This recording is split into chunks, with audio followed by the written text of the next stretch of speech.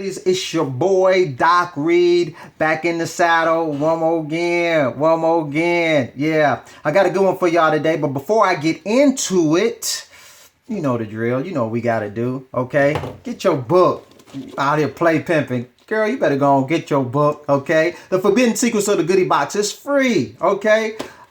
I mean, you know what I'm saying? It's free. We don't turn down free, especially black people. You know what I'm saying? We like to hook up, okay? So I'm giving you the hookup. It's the PDF, okay, or the Kindle version. Go to my website, christopherreid.org, okay?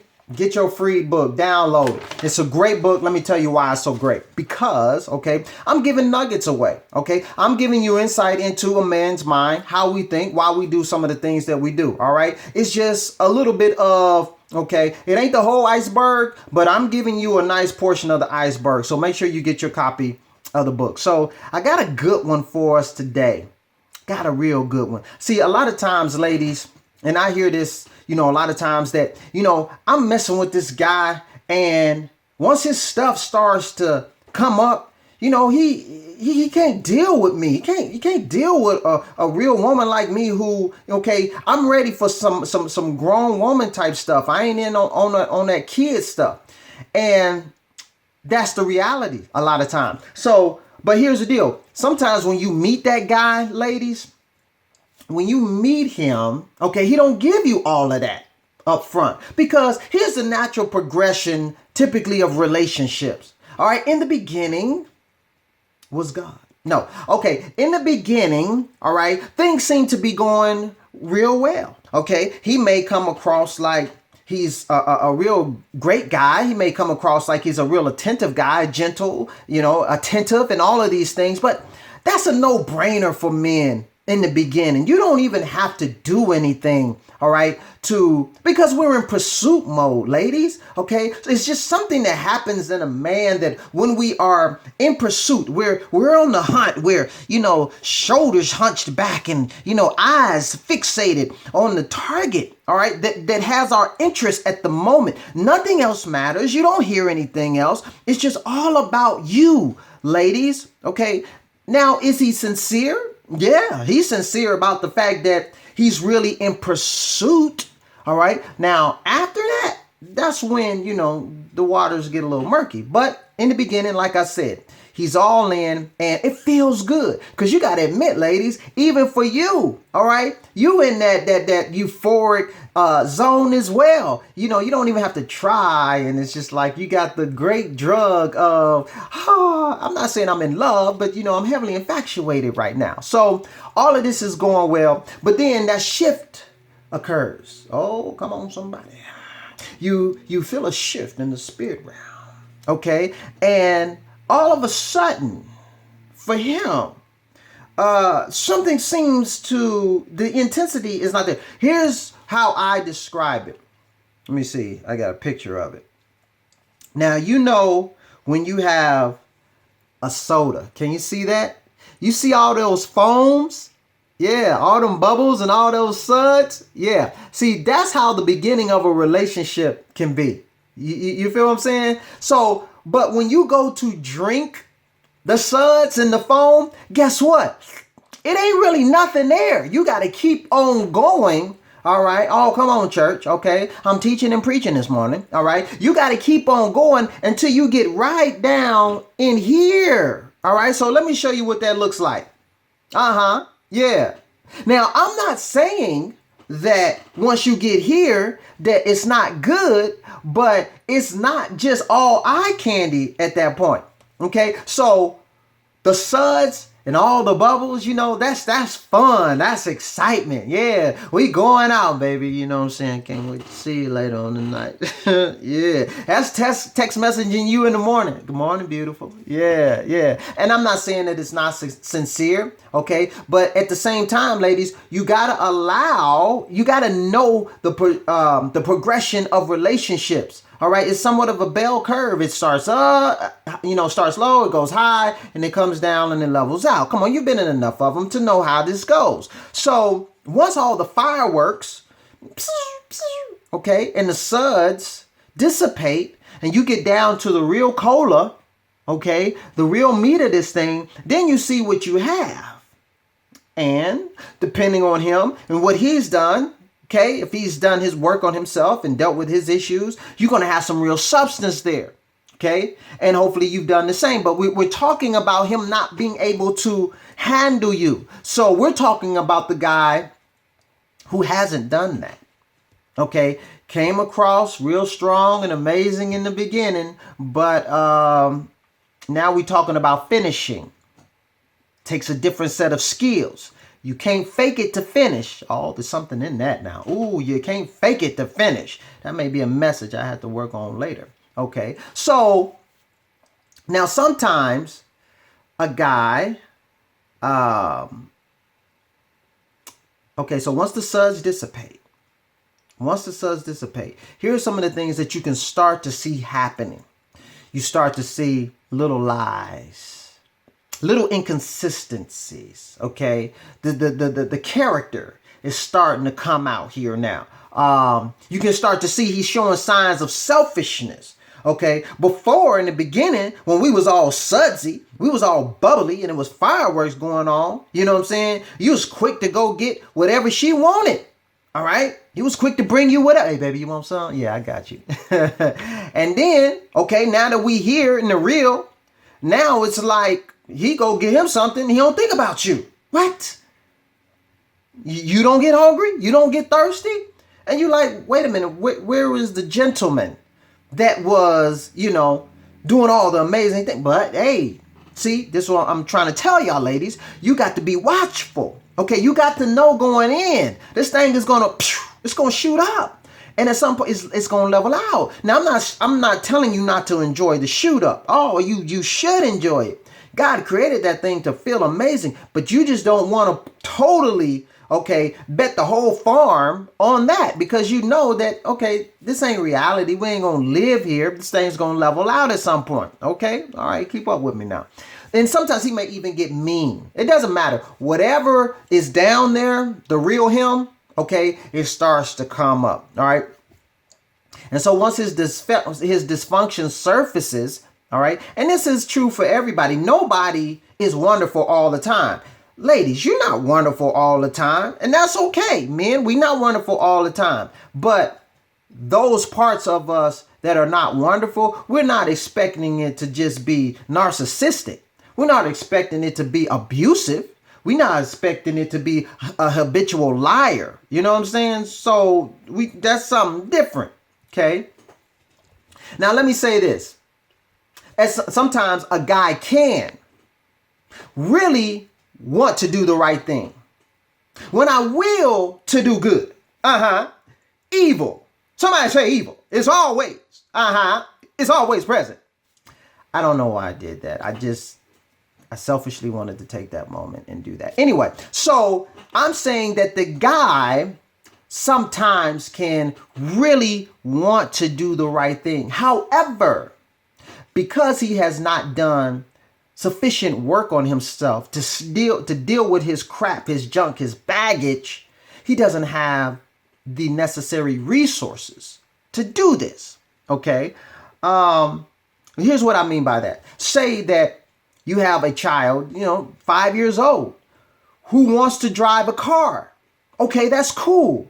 They want to. They have a desire. Okay, but there becomes a challenge when they try to press the gas and drive and see over the dashboard all at the same time. You know what I'm saying? So they want to do it, but they don't have the physical resources to make this happen. So with this guy that you may be dating, he doesn't have the emotional resources, all right, to deal with his stuff, or he has not developed them, all right, because he's been too busy running. He's been too busy running from that relationship and this relationship. Oh, it gets too hot in the kitchen, I'm gone. Maybe he's been a player, but guys say, oh, I'm getting tired of this player life. It's crazy, you know what I mean? I just want to settle down with somebody. And guys do get to the point where they yearn for that.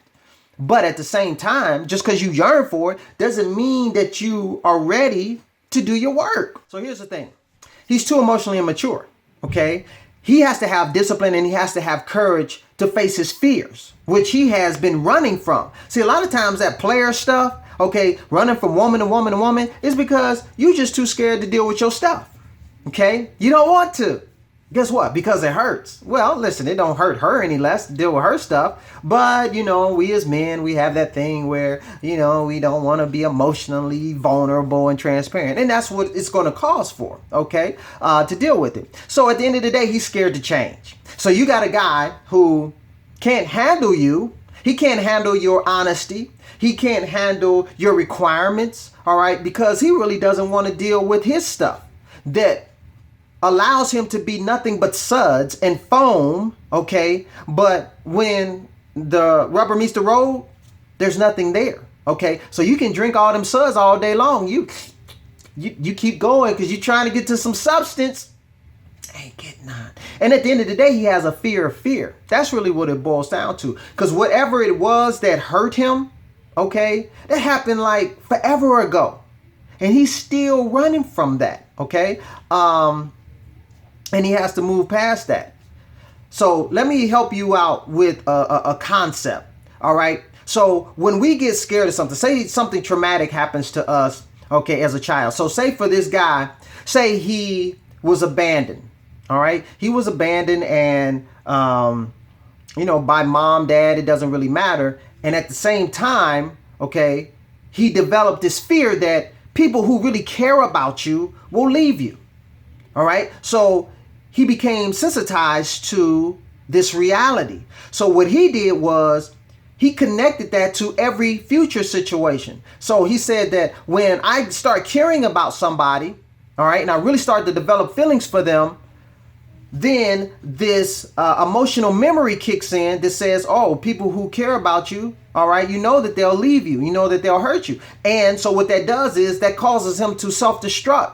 It causes him to sabotage the situation, do something stupid and crazy, all right, rather than just go into the fear, because in order to counter being sensitized to an event, okay, that causes anxiety, you have to become desensitized to it. The only way that you can do that, all right, is just that you have to give yourself doses of exposure to the thing that terrifies you, all right? And as long as you keep running, guess what?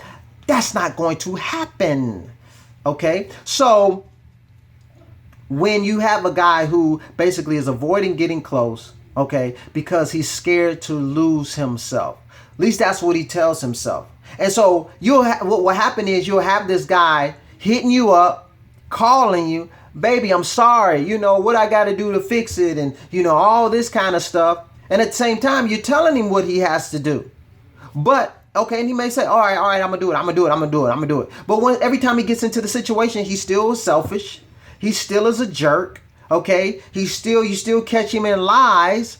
And so it's a Dr. Jekyll, Mr. Hyde thing where, as you can see, because when he's begging and please, baby, please, part of you is like, I do kind of believe him and sense that there's some sincerity there, but he's a runner.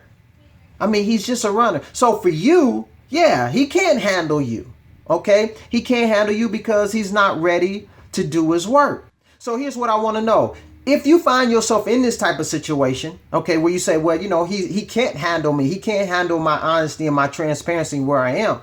But at the same time, you still find yourself interacting with this dude. You still allow him to come in and out of your life. You still find yourself unable to cut that cord. All right. And every time you go back and every time you let him in, okay, I know he ain't changed, but what's the but? Why you keep allowing him to do this? Why do you keep putting yourself in harm's way like this? Why?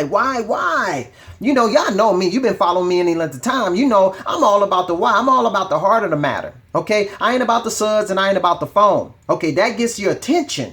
Okay. But then that just keys you in that there's a bigger problem. Okay. Beneath the surface. Why are you doing this? What is your fear?